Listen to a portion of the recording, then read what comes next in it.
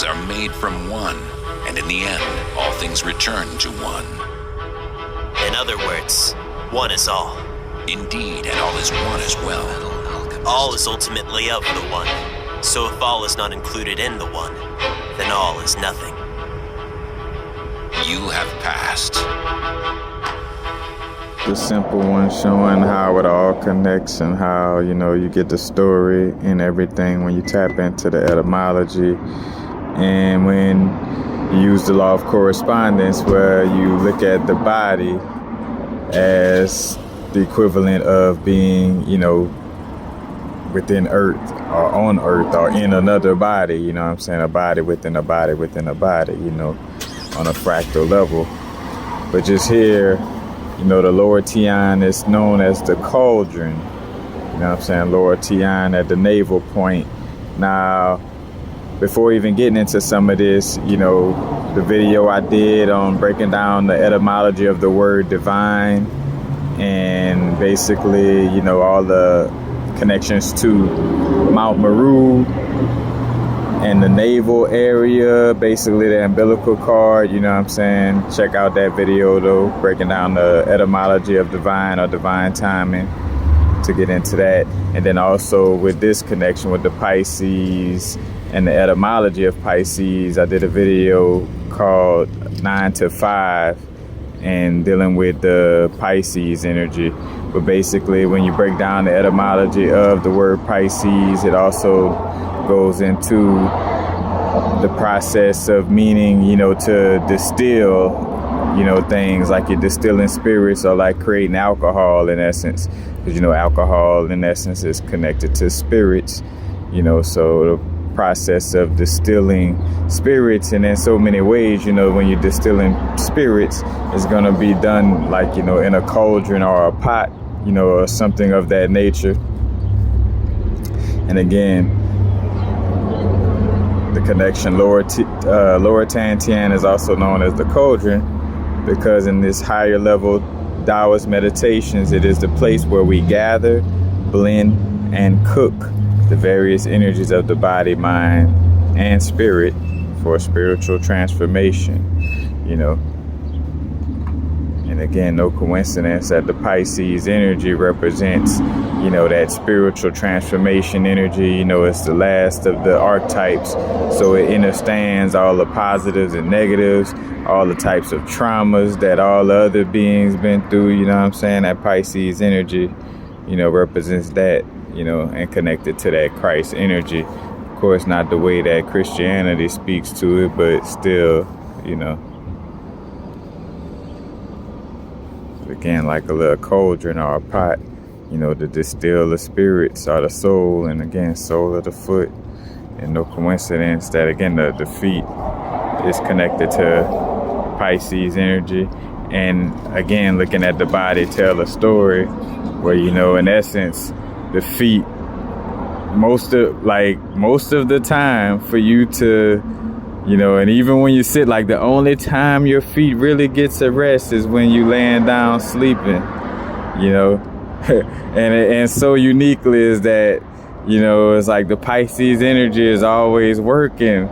And I just caught that as I'm saying it, because I'm like, dang, when you're awake, the Pisces energy, quite on a physical level, is taking you everywhere you go. You're standing on your Pisces energy. You're standing on your dreams, and this goes into the little quick video I did on, don't defeat yourself or shoot yourself in the foot, and how these terminologies, express the connections with the astrology of the body.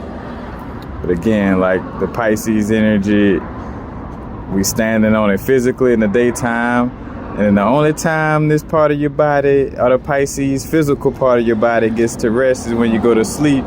But then on the flip side, when you're going to sleep, that's when the quote-unquote Pisces energy is most active, because Pisces is connected to Jupiter and Neptune, and when we look at Jupiter, it speaks to travel And a lot of people make the analogy of, or should I say, speak on it from travel on a physical level, but it's also astral travel. So like astral traveling or being in your dreams, the Jupiter energy. And then Neptune, quite literally, talk about Poseidon or the depths of the ocean or the depths of the underworld or the depths of our subconscious is what we connect with when we're dreaming, So the Pisces energy represents that as well.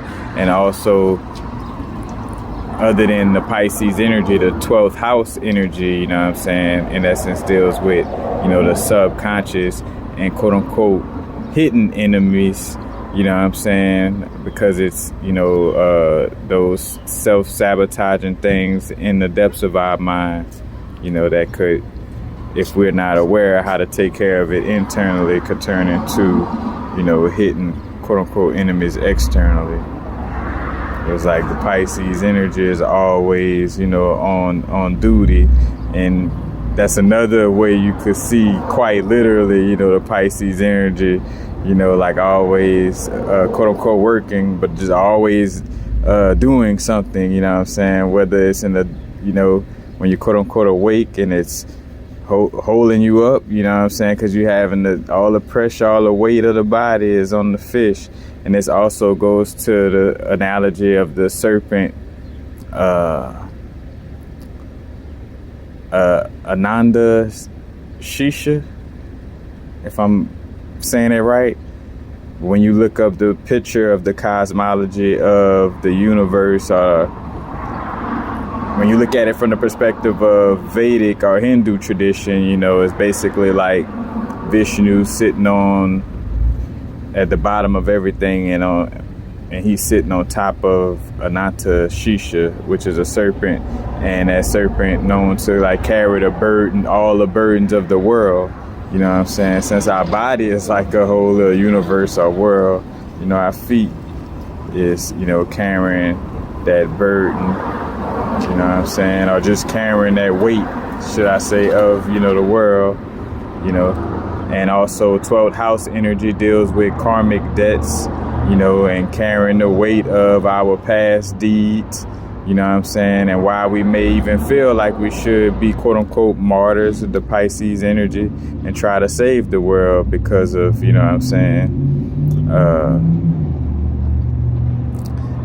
to our quote unquote karmic debts. And Pisces is also connected to the word adept, and depths. Again, on the 5 to 9 video, you could check that out. Yeah, just all those little connections. Then when you get to the K1 bubble point, it's a point underneath the feet, and it's known as the bubbling spring. And the bubbling spring, think about a space to get some fresh water, like that's where the spring water, that's where we looking for the best spring water, bottled at the source, of the spring, because the spring is like a smaller little river or stream, but the bubbling spring at the K1 point, which is on the bottom of the feet, again, connected to the Pisces energy, and then also connected to the kidneys.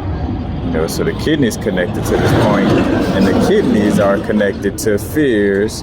And again, for the most part, certain fears that we're not aware of or that we're subtly aware of in the subconscious, aka, connected to the Pisces energy, is what we end up having dreams about Pisces energy. It's the reason why we won't or will stand up on our feet, or like why we won't choose to go a certain direction because of some type of fear, so it's also that. But again, just staying within the realms of the bubbling spring is another name for the K1 point, Pisces area. Then in Vedic astrology, the last nakshatra, the 27th nakshatra, which is located in Pisces, is called Revati, and it's known as the purest waters. And so basically, after you go through, this distillation process through all these little other worlds. You know what I'm saying? You get back to the bubbling spring or the purest waters. You know what I'm saying? And you see how the archetype, you know, again, the archetype of Pisces is truthful, even the way it exists in the body in the most mundane ways. Is still, you could see the esoteric, you know, our deeper, our inner connections, our knowledge when it comes to, you know what I'm saying, a certain zodiac archetype. And I'm picking on this archetype mostly because that's the one that just comes to me naturally.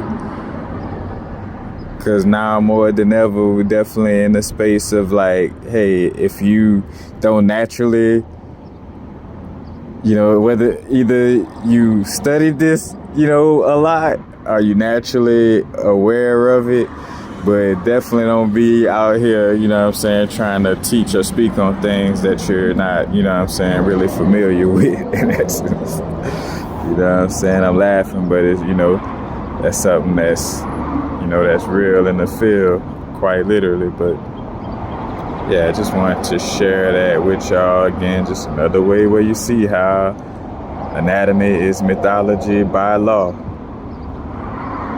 know what I'm saying? Tying in all those different connections.